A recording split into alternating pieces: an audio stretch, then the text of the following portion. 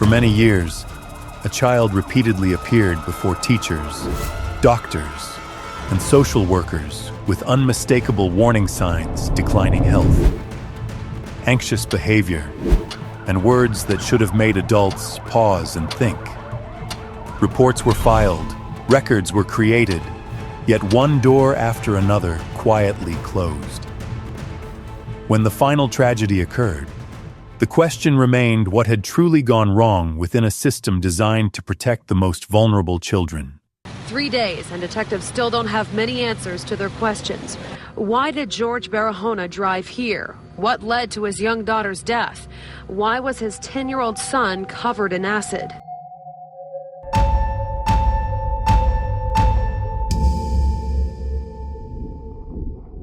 Nubia Dr. Barahona and her twin brother Victor. Dr. Barahona were born on May 26, 2000 in Spokane, Washington, to Sandra Kay, Dr. and Victor Bustizo, before the twins were born. Sandra already had 4 other children, and the household also included an older brother named George with developmental challenges and a younger sister. Nubia was described as a bright, cheerful child who enjoyed going to school and was well liked by her teachers. And she shared an especially close bond with her twin brother Victor, frequently caring for him and helping with daily routines, including picking him up after school.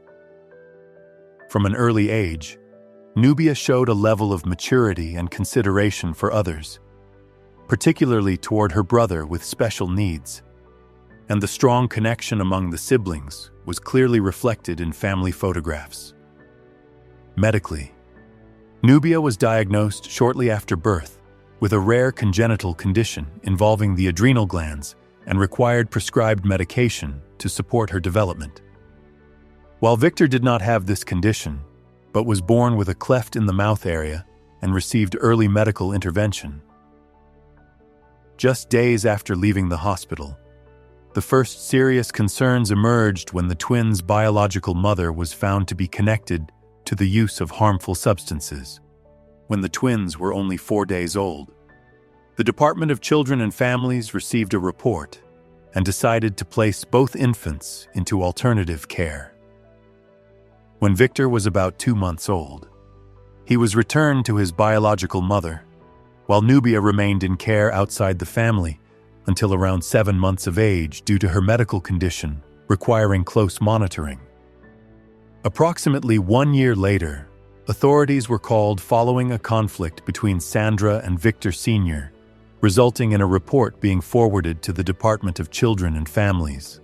Though no specific intervention was carried out, over the following year, Sandra left the residence, at times returning to live with Victor Sr. and the children, but also experiencing periods without stable housing. By 2003, Sandra was admitted for treatment at Mercy Hospital and disclosed to medical staff her use of harmful substances, after which DCF moved to terminate her parental rights and granted custody of the twins to their biological father. According to DCF's initial assessment, Victor Sr., a fisherman living in Miami-Dade County, Florida, was believed to be capable of providing a safe living environment. In the early period, Nubia and Victor appeared closely bonded with their father and were observed by DCF staff running happily to greet him during school visits. However, living conditions at Victor Sr.'s residence were inadequate, with poor sanitation and frequent shortcomings in proper nutritional care. Sandra continued to appear there during some visits and displayed behaviors that negatively affected the children, during which Victor began to show signs of physical harm. In March 2004, Victor Sr. was arrested by authorities in connection with a serious incident in the neighborhood and was later found to have engaged in inappropriate conduct involving children, including the twins, leading him to accept a suspended sentence and agree to relinquish all custodial rights. Following this decision, Nubia and Victor were removed from their biological family and placed into the foster care system, where they were arranged to live with Jorge and Carmen Barahona. Initially, the placement of Nubia and Victor with Jorge and Carmen Barahona was considered temporary, as the twins' biological father hoped that his brother Iedro Reyes and his wife Ana would assume long-term care. However, because they lived in another state, the necessary legal procedures could not be completed immediately. At that time, Carmen was residing in Miami-Dade County, Florida, and had previously been married for 24 years to her first husband, during which she raised her children in the home on Southwest 47th Terrace. She had an adult son named Renee and an adult daughter named Jennifer. Carmen and Jorge were married on January 19, 1996, and Jennifer, who was still living in the home at the time, later stated that the marriage appeared stable on the surface, although she noticed that Jorge tended to exert strict control over Carmen's daily life. In 1999, the couple was licensed as foster parents. In 2001, they took in a foster child named George, and in 2004, they began caring for another young girl identified in records as JB. Later that same year, Nubia and Victor were officially placed in the household of Jorge and Carmen Barahona. In December 2004, a nurse began to raise concerns after noticing that Nubia repeatedly missed her scheduled medical appointments, while records also showed that both Nubia and Victor required dental checkups that their caregivers failed to arrange. Under policy, the assigned caseworker was required to visit the family every 30 days to assess the twins' well-being. Yet these visits were not consistently carried out, and when in-person checks did occur, direct communication with Nubia and Victor was often not conducted. In 2005, the twins began attending kindergarten at Royal Palm Elementary School. And in January of that year, Nubia confided in someone at the school that she did not feel safe due to inappropriate behavior from an adult in the household. The school immediately filed a report through Florida's Child Protection Hotline. However, a DCF supervisor did not clearly determine whether Nubia was referring to her biological father or to Jorge, resulting in the case being closed without an evaluation of Jorge. Alongside these troubling signs, Ana and Iedro, the twins' aunt and uncle, were continuing to complete legal procedures to obtain custody, stating that they had stable living conditions, strong support from their extended family, and approval from the state of Florida through the interstate process. Nevertheless, Carmen and Jorge refused to allow Nubia and Victor to leave, and instead filed a petition for formal adoption. By February 2006, Nubia appeared at school with visible signs of physical injury, prompting another report and leading DCF to instruct the caregivers to take her to a physician within the Miami-Dade County Child Protection System. During the examination, the explanation that these signs resulted from a household accident was accepted, and the subsequent review was once again closed. In March 2007, school staff observed that Nubia was displaying multiple signs of physical and behavioral distress, including prolonged anxiety, constant restlessness, noticeable hair loss, and persistent hunger, which led her to repeatedly take food from teachers and classmates and keep it with her. Nubia's appearance suggested a lack of basic care, as she arrived at school in unclean clothing and with poor hygiene, accompanied by a persistent, unpleasant odor.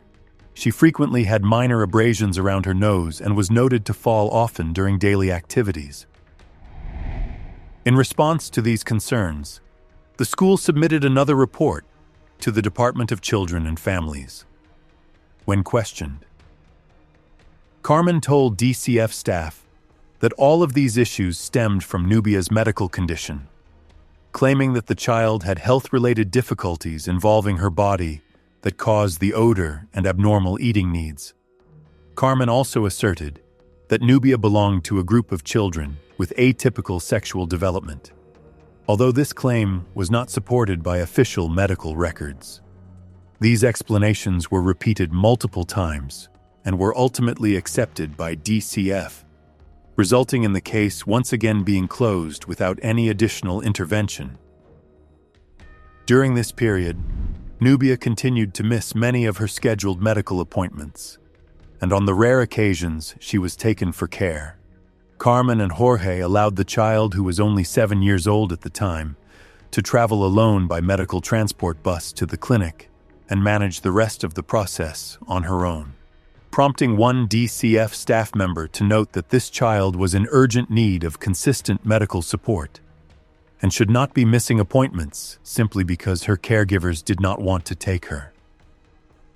At one medical visit, Nubia told the doctor that she was constantly living in fear and felt as though something very bad was about to happen. Physicians assessed that Nubia was experiencing signs of psychological distress and recommended professional intervention. The Foster Care Review Board subsequently instructed Carmen and Jorge to arrange therapy for Nubia, but this requirement was not followed. While DCF continued to accept the couple's explanations regarding her condition and did not impose measures to ensure improved medical care. In contrast to this assessment, Paul Newman, the volunteer guardian ad litem appointed to represent Nubia and Victor, expressed serious doubts about the accounts provided by Carmen and Jorge. He proactively communicated with school staff and DCF caseworkers, reviewed all related reports, visited the twins at school during lunchtime, and contacted their aunt and uncle in Texas, ultimately concluding that the current environment was unsafe and unsuitable for proceeding with adoption. While awaiting the completion of legal proceedings, Carmen and Jorge sent multiple complaint letters challenging the role of Paul Newman, alleging that he was biased and unsupportive of them. These complaints were first directed to the foster care agency overseeing the case and later sent directly to Florida Governor Charlie Crist, in which they accused Newman of acting against their interests and violating their legal rights. On February 12, 2008, at the request of the court, Dr. Vanessa Archer conducted a psychological evaluation of Nubia. However, the process took place under conditions where significant information was missing, as she was not given access to school records, was unaware that both Nubia and Victor had been required to repeat first grade due to poor academic performance, and did not have knowledge of prior reports raising concerns about Nubia's safety and behavioral condition at school.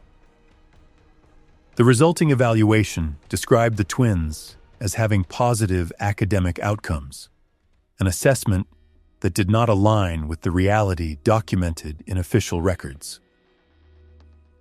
A judge who later commented on Dr. Archer's work stated that he had observed a similar evaluation completed in a very short period of time, involving only a brief review of select medical notes and short conversations with the child and caregiver, and characterized this approach as a superficial form of assessment.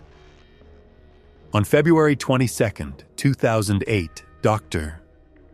Vanessa Archer submitted a report concluding that Nubia and Victor had formed an attachment to their foster parents, stating that separating them from their current household could cause unnecessary negative impact, and recommending that adoption by Carmen and Jorge would be in the children's best interests, further advising that the process should move forward without delay.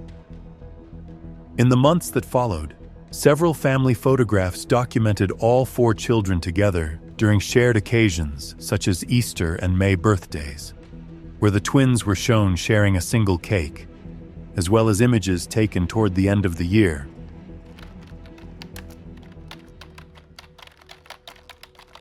However, on August 8th of that same year, the Foster Care Review Board still noted that Nubia had never received any form of psychological therapy as previously recommended. A DCF assessment report from this period described Carmen and Jorge's home as outwardly orderly and clean, with adequate food supplies and well-maintained grounds, indicating that evaluations were largely focused on the home's physical appearance. In the final months of the year, Nubia appeared in family photographs with a noticeably thinner frame while participating in seasonal photo activities alongside the other children in the household.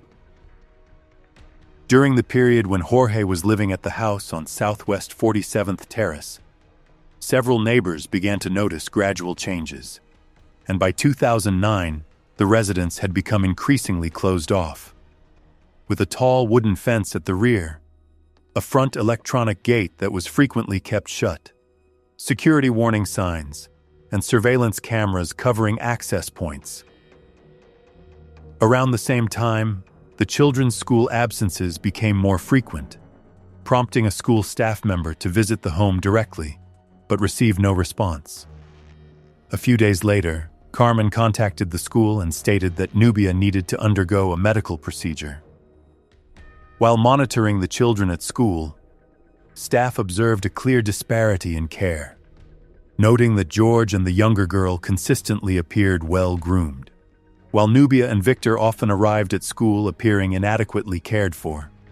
When Carmen organized a birthday celebration for George in April, no similar event was held for the twins the following month, although some photographs showed Nubia and Victor posing with a birthday cake on May 25th without any accompanying gifts. 4 days later, on May 29, 2009, the formal adoption was finalized, and the twins were photographed at the courthouse, where the judge's decision relied largely on Dr. Archer's evaluation, concluding that the children had bonded with Carmen and Jorge. In family photographs taken later that year, Nubia appeared noticeably thinner in Halloween images, and by Christmas, she no longer appeared alongside the other children in front of the tree. As 2010 began, conditions within the Barahona household continued to deteriorate, although what was happening inside the home was rarely spoken of publicly. A neighbor named James Shepard later stated that around April of that year, Jorge began exhibiting signs of psychological instability, including excessive anxiety, persistent suspicion that others were entering the home, constant insistence that the gate remain tightly locked, and an apparent fear of vague, unidentified threats. During the same period, teachers at the school noted that Nubia's condition remained deeply concerning, as her body odor became so strong that other students began to complain. And on one occasion, when Nubia took food from the teacher's table, she explained that she was extremely hungry. In response, Ms. Pena, the school counselor, arranged for Nubia to receive additional milk and fruit twice a day at school, and took it upon herself to meet with and monitor the child daily on school days, an effort that was documented as making Carmen visibly uncomfortable with the school's attempts to provide support. In May 2010, there were no photographs documenting the twins' 10th birthday, and during this time Nubia asked Joanne Muntz, the school's PTA president, whether she could help prepare cupcakes for the two siblings. Although Ms. Muntz baked the cupcakes and brought them to school, neither Nubia nor Victor was present that day. In the same month, Nubia was absent from school for nearly 2 consecutive weeks and then missed an additional week in June, with the explanation given that the family had gone out of town, a claim that raised suspicions for Ms. Pena, the school counselor. Over the course of her monitoring, Ms. Pena met with Nubia approximately 20 times, yet the child never directly disclosed difficulties at home and consistently stated that she loved her foster parents. However, on June 9, 2010, in light of recurring signs such as anxiety, hair loss, and persistent hunger, Ms. Pena contacted the Department of Children and Families hotline to report a concerning case. Carmen explained that Nubia needed to undergo medical procedures, but the accompanying documentation did not come from the child's regular treating physician. And on June 24th, the case was once again closed by DCF without additional intervention. That summer, Carmen and Jorge withdrew Nubia and Victor from the public school system, stating that they would be homeschooled. However, in family photographs taken later that year, only George and the younger foster sister appeared in shared family activities. On February 10th, 2011, the Department of Children and Families received an urgent call from a child therapist after Carmen's niece, who was 6 years old at the time, disclosed that she knew of a serious situation within the household involving Nubia and Victor being tightly controlled and forced to remain in confined spaces for extended periods. In response to this information, DCF investigator Andrea Fleury was assigned to verify the twins' well-being, and during their exchange, Carmen stated that Jorge and the two children had left the residence, a claim that was later determined to be false and which Carmen subsequently admitted was misleading. Despite this, during the course of the investigation, the investigator did not conduct an inspection of the interior of the home, did not examine the primary living areas, and did not directly meet with Nubia or Victor, yet still completed the case documentation, including marking that law enforcement had been notified and that the twins were confirmed to be safe. Even though these steps were not actually carried out, the search was halted at approximately 9 p.m. that same day, with the justification later given that DCF investigations do not continue over the weekend. On February 12, 2011, a Saturday, Jorge unexpectedly appeared at the home of his sister, Nubia Barahona, whom she had neither seen nor heard from in approximately 3 years. And Victor was with him. Laura noticed that Victor had a serious injury to his lip, and when she asked about it, Jorge explained that the boy had fallen during routine activity. During their conversation, Jorge told his sister that he had nowhere else to go, claimed that he had separated from Carmen, and provided conflicting accounts about Nubia, at times saying that she had run away while they were staying at a motel, and at other times stating that Nubia was with Carmen while caring for Victor. Laura observed concerning marks on the child's wrists, prompting her to call the Department of Children and Families hotline to file a report. However, instead of dispatching authorities to conduct an immediate welfare check, the intake worker told her the matter would be reviewed later, possibly within 24 hours. The person receiving the call was unaware that DCF already had an active urgent case involving the search for Nubia and Victor. In an effort to obtain help, Julio went in person to a local police station and was given a phone number for DCF to contact. But when the agency returned the call the following day, they merely advised him to continue working with law enforcement. During this time, Jorge left Laura's home with Victor without providing any information about their destination, leaving behind only a personal bag, while Laura continued contacting DCF over the following days without receiving timely assistance, and also visited multiple police stations in Broward County, Miami, and Miami-Dade County to inquire about issuing an emergency alert, yet no action was taken. Finally, on Monday, February 14th, 2011, DCF investigator Andrea Fleury contacted Laura again, but by that point it was already too late, that same day. While on duty along northbound I-95 in the West Palm Beach area, Miami roadside assistance worker Thomas Butler noticed a red pickup truck stopped on the shoulder under suspicious circumstances.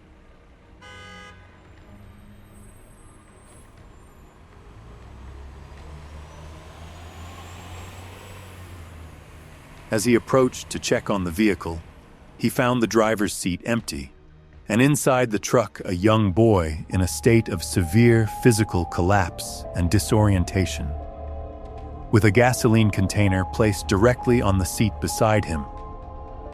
When the vehicle door was opened, a strong chemical odor filled the air, prompting the responder to immediately call 911, after which the Florida Highway Patrol and emergency medical services were dispatched to the scene. Nearby, an adult man was found unconscious. The boy and the man were later identified as Victor and Jorge, with Victor transported to Jackson Memorial Hospital for emergency treatment and Jorge taken to Columbia Hospital. Due to the presence of multiple hazardous substances inside the vehicle, specialized personnel were required to secure the scene safely, and several responders also needed medical monitoring following exposure.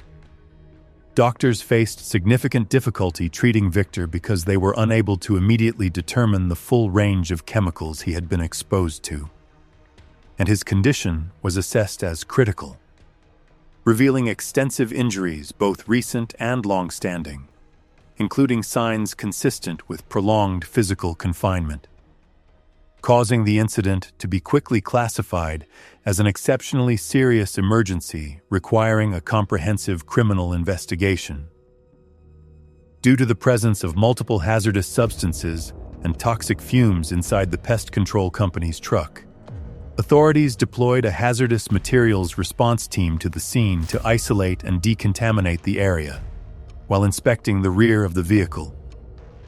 Responders discovered a black trash bag with an unusual weight and, upon moving it, recognized indications of a human body, immediately notifying state police for assistance.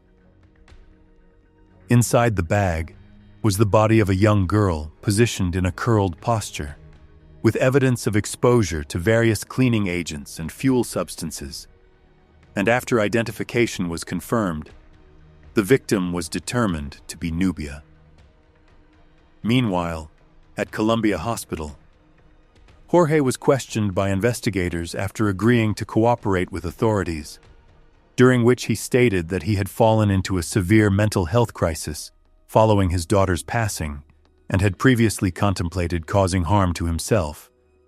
He also claimed to have used sleep-inducing substances on Victor and attempted to create a dangerous situation inside the vehicle, but said he was unable to carry it out because of the boy's presence. However, when this account was compared with the actual conditions at the scene and the extent of Victor's injuries, investigators concluded that Jorge's statements did not align with the evidence collected, and he provided no specific information regarding the circumstances that led to Nubia's passing, prompting the case to be rapidly escalated into a full-scale criminal investigation. On February 14, 2011, Jorge was taken into custody by authorities and faced serious criminal charges related to the tragic case involving Nubia, the severe endangerment of Victor, and multiple grave violations in the treatment of children. Following Jorge's arrest, Carmen Barahona initially claimed that she had been unaware of what had been occurring inside her home, but later changed her statement, asserting that she herself had been affected by Jorge's prolonged controlling behavior and pressure, describing him as jealous, highly restrictive, and prone to making unfounded accusations. Carmen admitted that she had witnessed Jorge exert coercive control over the twins and stated that she felt threatened if she disclosed what was happening, which she said prevented her from seeking help from outside sources. Shortly thereafter, she filed for termination of her marriage to Jorge and simultaneously requested to continue caring for the remaining children, a request that was ultimately denied. The 3 children were subsequently transferred to a specialized therapeutic care facility, where foster families and professionals received additional training to support children who had experienced psychological trauma, with the goal of facilitating recovery within a safe and closely supervised environment. During his hospital treatment, Victor's condition improved more quickly than expected, and after approximately 11 days, he was deemed medically stable for discharge by the care team. Paul Newman, the guardian ad litem who had previously opposed the adoption, visited Victor and noted a striking transformation, observing that the boy was able to move independently, care for himself, and communicate more naturally, engaging in conversations with medical staff about simple childhood interests such as fast food, cartoons, and trading cards, an outcome that stood in sharp contrast to the withdrawn, minimally responsive state Victor had exhibited during their first meeting. Meanwhile, investigators continued questioning Jorge, who provided inconsistent explanations, claiming that he believed the twins posed a danger to him and others in the household through imagined behaviors, and raising unfounded suspicions regarding Nubia. As part of the evidence-gathering process, police examined the personal bag Jorge had left at a relative's home and documented various everyday items and used tools found inside, which were entered into the record as part of the broader criminal investigation. During interviews with investigators, Jorge stated that he imposed strict disciplinary measures on the twins, including restricting their movement and forcing them to sit apart within the living space, at times placing them in the bathroom and closing the door under the pretext of prayer and religious guidance. However, this account did not align with later statements from Victor and the other children in the household, who reported that, beginning in early 2010, the twins were regularly subjected to severe mistreatment and prolonged physical control, isolated in confined spaces, and subjected to measures intended to prevent them from resisting. They also described extreme food restriction, explaining that Nubia and Victor were given very small amounts of food at irregular intervals, while the other children in the home continued their normal routines, a pattern that accounts for Nubia's prolonged physical decline, her constant hunger, and the food-hoarding behavior previously observed at school. Through the course of the investigation, authorities determined that Jorge was not the only individual involved in what occurred within the Barahona household. George, the eldest son, told police that in some instances, Carmen also directly participated in coercive measures used to control Nubia, and he described a gradual negative shift in her behavior over time. Another younger witness in the family stated that they had questioned why Nubia and Victor were given only very limited amounts of food and received responses that reflected clear, unequal treatment among the children. On March 5, 2011, Carmen was arrested and faced serious criminal charges related to the tragic case involving Nubia, along with multiple violations of childcare responsibilities, and she was denied bond. After being discharged from the hospital, Victor was placed in a therapeutic foster care facility, where he gradually became more open during his recovery and began sharing with caregivers details about his previous living environment, describing strict control, frequent isolation, severe food restriction, and prolonged exposure to treatment that caused both physical and psychological harm. These accounts, together with medical evidence, demonstrated that Victor had endured sustained mistreatment over an extended period, leaving numerous old and recent injuries on his body, reinforcing investigators' conclusions regarding the severity and systematic nature of the actions that occurred inside the Barahona home. During interviews with investigators, other children who had previously lived in the house on Southwest 47th Terrace provided consistent statements, indicating that the environment there involved prolonged and severe control and mistreatment. A younger foster girl, who was about 7 years old at the time of Nubia's passing, stated that Jorge often used threatening forms of punishment when she made mistakes, and that Nubia had been made to sleep in the bathroom after previously sharing that space with her.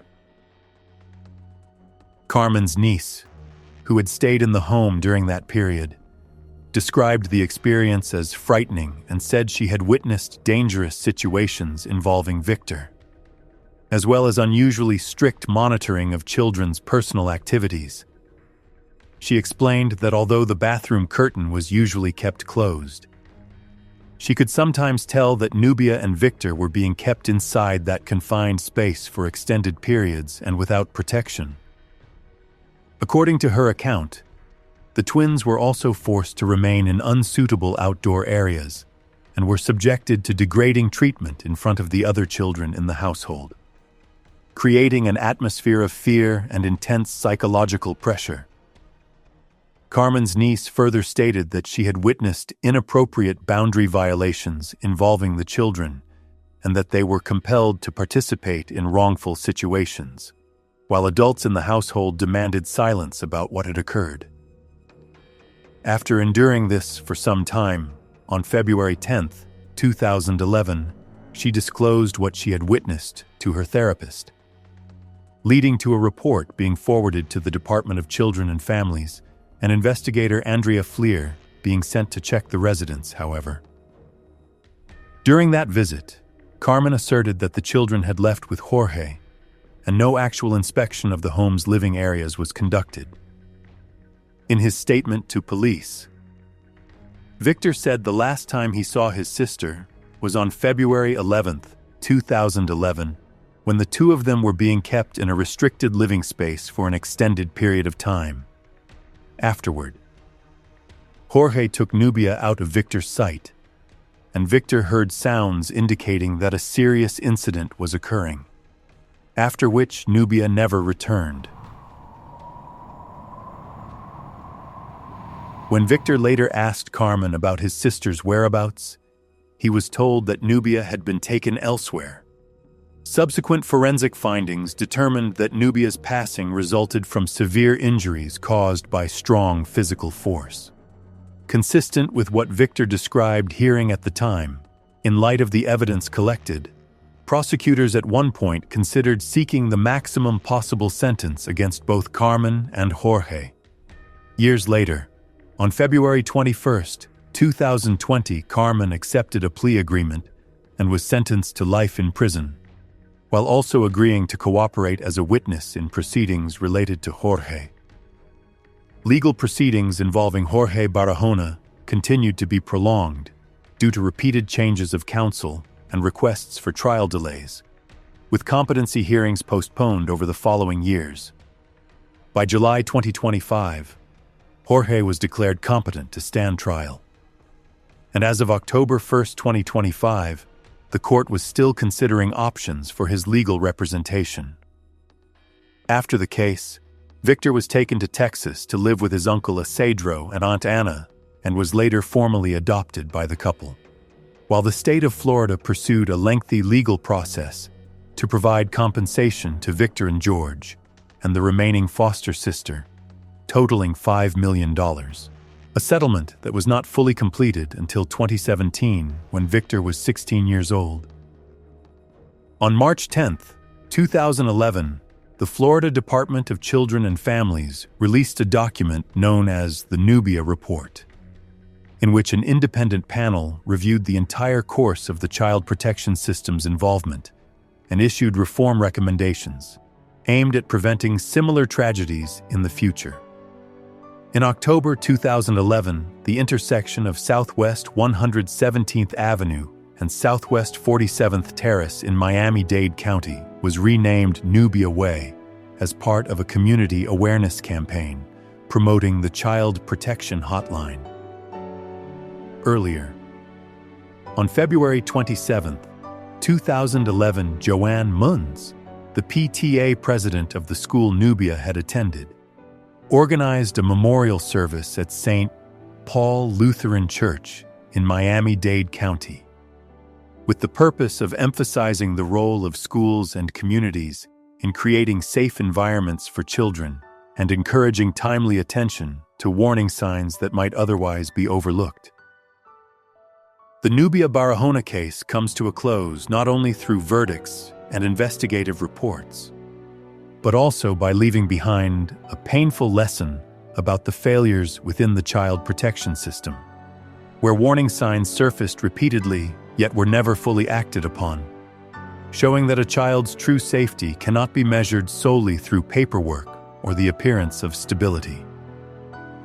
This story serves as a reminder that every call, every report, and every timely act of concern can make the difference between life and an irreversible tragedy.